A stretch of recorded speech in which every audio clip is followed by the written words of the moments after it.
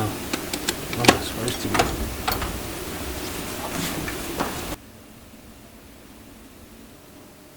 You're gonna have to.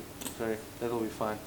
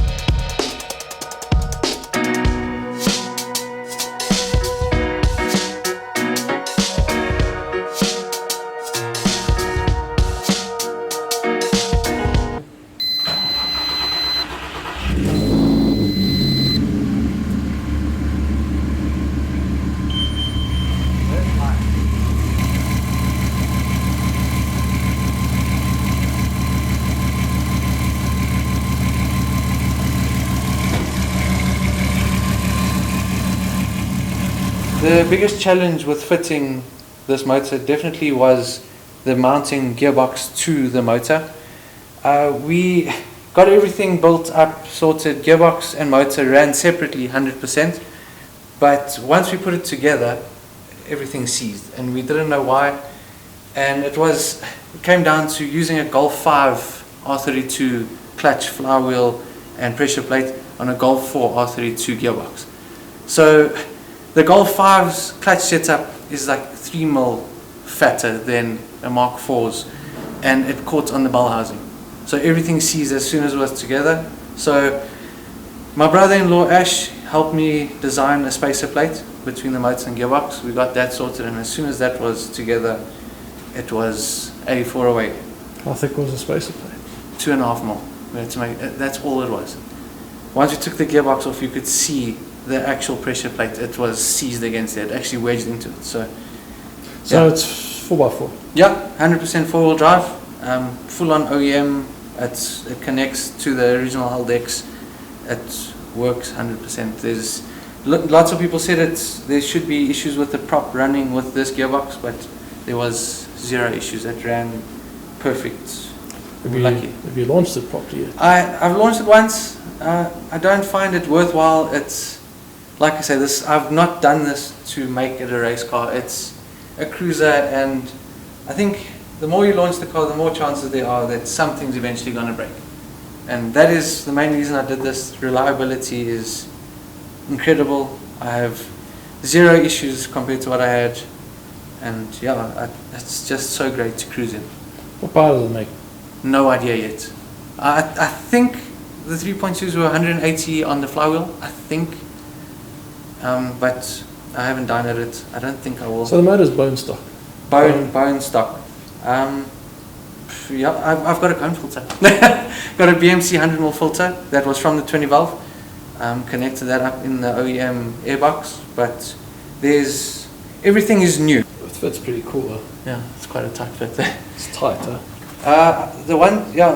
I would say I've got the original branches of this motor, but then John from GFab, he did the mid pipe all the way to the back box. He did incredible work. I'm not a fan of the super raspiness, that very tinny sound some 3.2s have.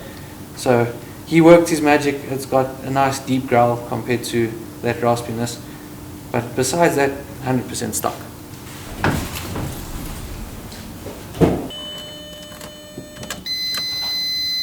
Can I go? Yeah.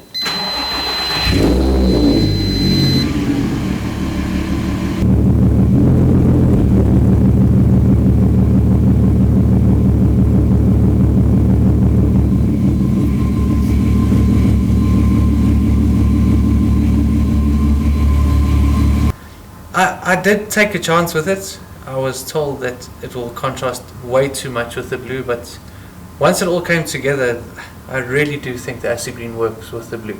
Brembo 18Z calipers, front and back, and they're from a Porsche Cayenne and a Touareg. If I'm not mistaken, it was the V10 Touaregs, the Gen 1.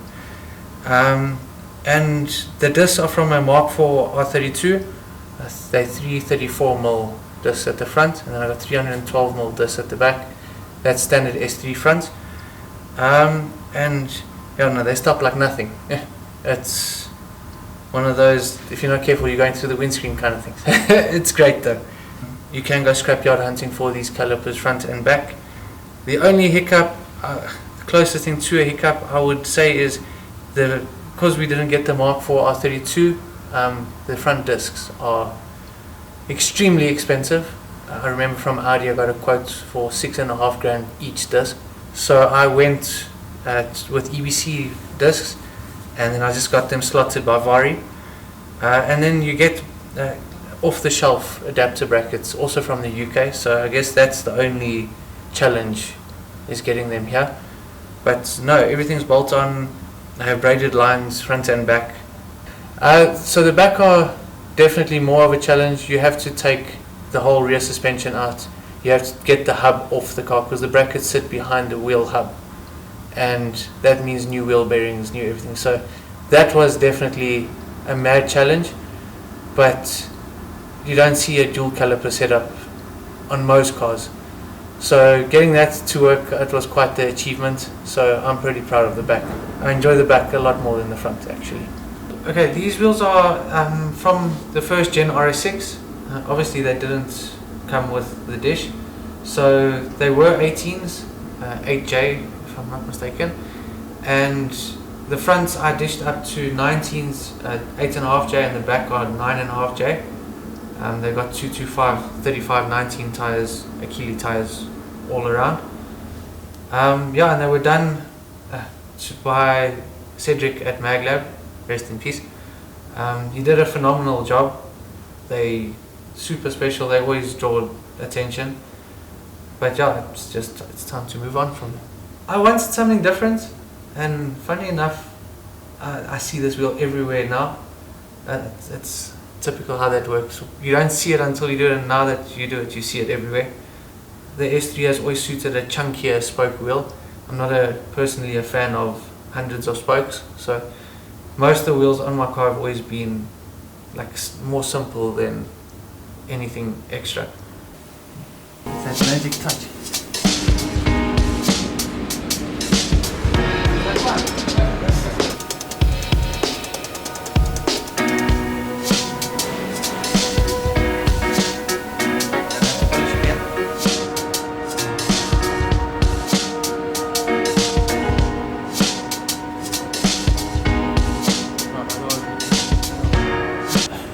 Depends what I'm doing. If I'm like actually cutting, it's like, let's say half speed of the polisher. If you're finishing off max speed, because the faster the shinier, but the less actual damage you're doing, if that makes sense. Wanting to be different, I looked for seats, and these came up at a very good price, but making them fit, once again, the brackets needed, the wiring, because they're completely electronic. From moving forward to tilting, everything is it was quite the challenge. It was done really well here at the shop, at Trade Motors. So, and the suede or Alcantara on them helps a lot. I think it's the demand, and people have just got caught onto them. So, as soon as someone gets a set, they probably buy a set for maybe 10 grand or something like that, and they know people want it, so you can charge 20 grand for it, and people still jump at it. So as long as people keep jumping at seats at those prices, they'll just keep going up. So stop buying expensive seats.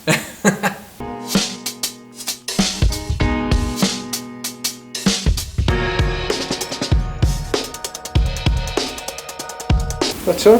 This chair's not good at all.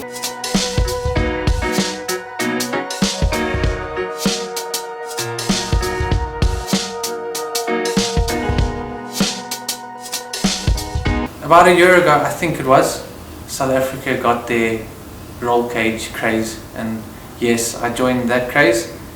And as much as some people are keen on keeping their back seats, I was not. That's not for me. So I was if I'm going to do the cage, I have to get rid of my back seat, and so went the back seat.